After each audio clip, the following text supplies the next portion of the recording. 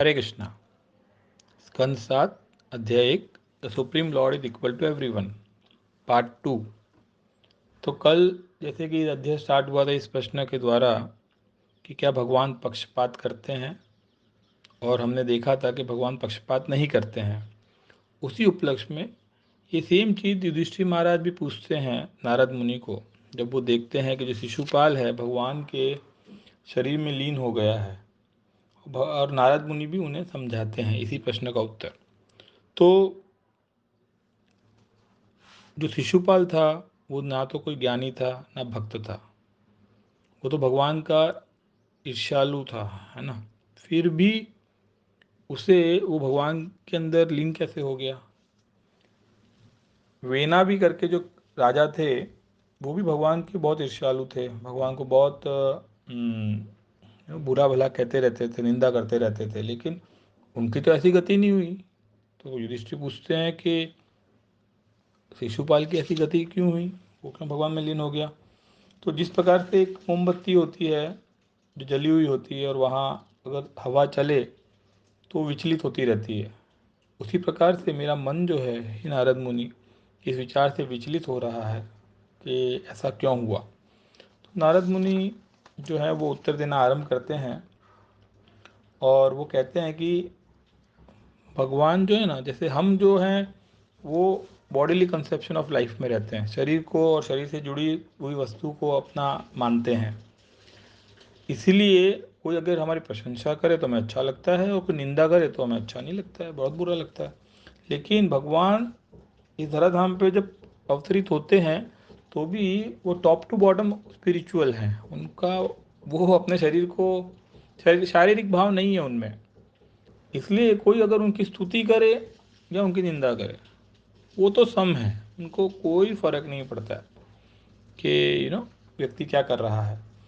तो नारद मुनि समझाने का प्रयास कर रहे हैं कि वो तो यहाँ तक कहते हैं कि जो शत्रु होता है भगवान का, उसका जो भगवान पे जो एब्जॉर्प्शन है वो एक भक्त से ज़्यादा होता है, ऐसा एक श्लोक में नारद मुनि कहते हैं। तो प्रभुपाद जी समझाते हैं कि ऐसा नारद मुनि अपनी नम्रतावश कह रहे हैं, ऐसा होता नहीं है। जैसे कि कोई व्यक्ति अगर श्रीमती राधा रानी के पास जाता है सेवा ऑफर करने के लिए कृष्ण को, तो श्रीमती राधा रानी यही सोचती है कि जो भक्त है वो मुझसे श्रेष्ठ है, ये किस प्रकार से भगवान कृष्ण की मुझसे भी अच्छी सेवा कर रहा है। तो सेम कॉन्शियसनेस थी नारद मुनि की।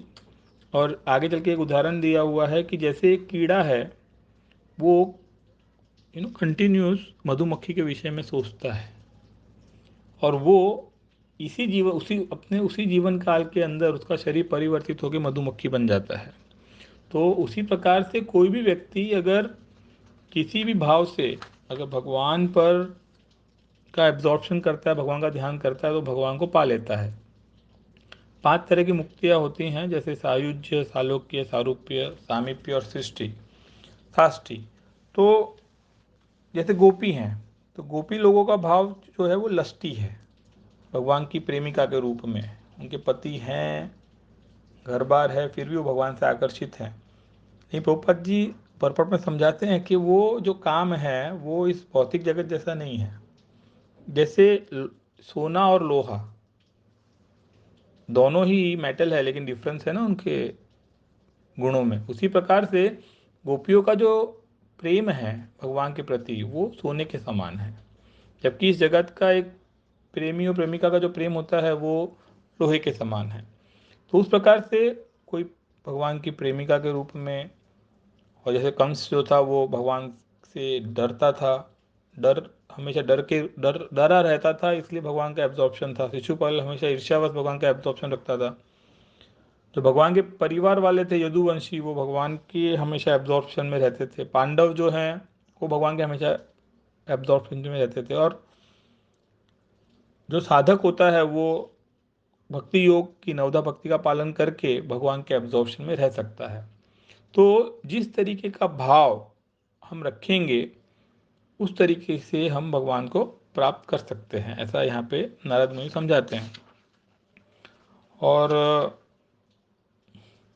फिर आगे चल के युधिष्ठिर महाराज पूछते हैं कि ऐसा कहा गया है, भगवान कहते हैं कि जो व्यक्ति भगवान के धाम में होता है वो पुनः कभी इस जगत में नहीं आता है। तो ये लोग जो हैं, ये जो जय विजय, ये यहाँ इस धराधाम पे कैसे आए, उनको वो शाप लागू क्यों पड़ा।